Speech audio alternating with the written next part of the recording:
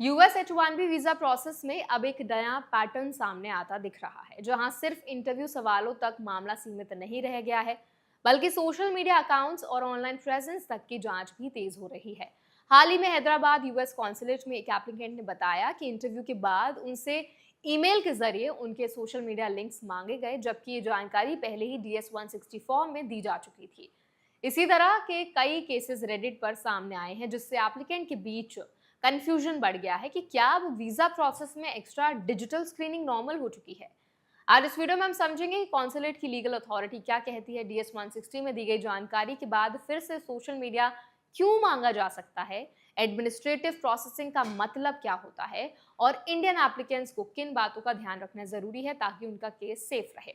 तो चलिए फिर जल्दी से वीडियो को शुरू करते हैं। हाय, मेरा नाम है वर्षा दुबे और आप मुझे देख रहे हैं एनबीटी टेक एड पर। यूएस वीजा सिस्टम में सबसे पहले समझना बहुत जरूरी है कि DS-160 फॉर्म में एप्लीकेंट जो भी डिटेल्स देता है वो फाइनल नहीं माना जाता। यूएस इमिग्रेशन लॉ के अंडर कॉन्सुलर ऑफिसर्स को वाइड डिस्क्रिप्शन मिलता है, यानी वो जरूरत पड़ने पर एडिशनल इंफॉर्मेशन मांग सकते हैं। इसमें सोशल मीडिया हैंडल्स भी शामिल होते हैं, खासकर सिक्योरिटी वेरिफिकेशन के लिए। इसीलिए अगर इंटरव्यू के बाद फिर से सोशल मीडिया लिंक्स मांगे जाएं तो इसे रूल वायलेशन नहीं माना जाता, बल्कि ये सिक्योरिटी स्क्रीनिंग का पार्ट हो सकता है। अब देखिए, हाल के मामलों में ना एप्लीकेंट ने बताया कि इंटरव्यू सिर्फ कुछ मिनट चला और बेसिक क्वेश्चंस पूछे गए, जैसे कि एम्प्लॉयर और सैलरी डिटेल्स। इसके बाद पासपोर्ट रख लिया गया और बाद में ईमेल के जरिए सोशल मीडिया लिंक्स भेजने को कहा गया। इसके बाद स्टेटस रिफ्यूज्ड से बदलकर एडमिनिस्ट्रेटिव प्रोसेसिंग हो गया। यहाँ ध्यान देने वाली बात यह है कि रिफ्यूज्ड का मतलब फाइनल रिजेक्शन नहीं होता, बल्कि अक्सर इसका मतलब होता है कि फाइल अभी रिव्यू में है।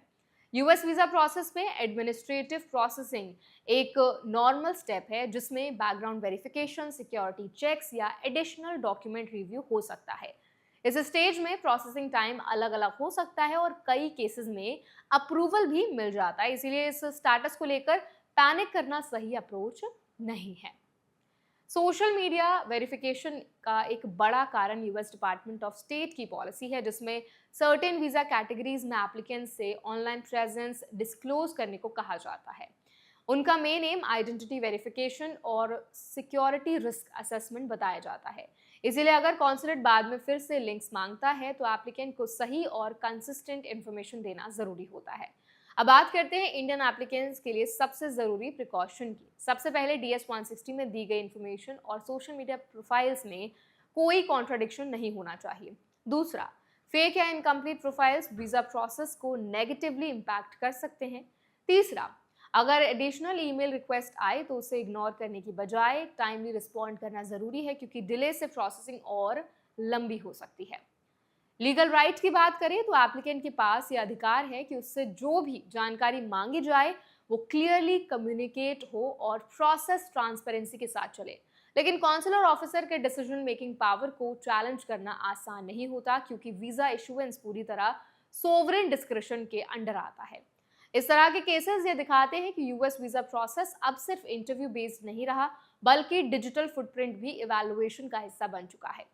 इसीलिए इंडियन एप्लीकेंट्स के लिए सबसे इंपॉर्टेंट स्ट्रैटेजी यही है कि डॉक्यूमेंटेशन क्लीन रखें, ऑनलाइन प्रेजेंस कंसिस्टेंट रखें और हर एडिशनल रिक्वेस्ट को सीरियसली हैंडल करें। वीजा अप्रूवल या डिले दोनों ही सिचुएशंस में पेशेंस और प्रॉपर कंप्लायंसी सबसे बड़ा फैक्टर बनता जा रहा है, खासकर H1B जैसे हाई स्क्रूटिनी कैटेगरीज। तो अब इस पूरे वीडियो पर आप क्या फीडबैक रखते हैं, आपकी क्या राय है, कमेंट्स में शेयर जरूर करें।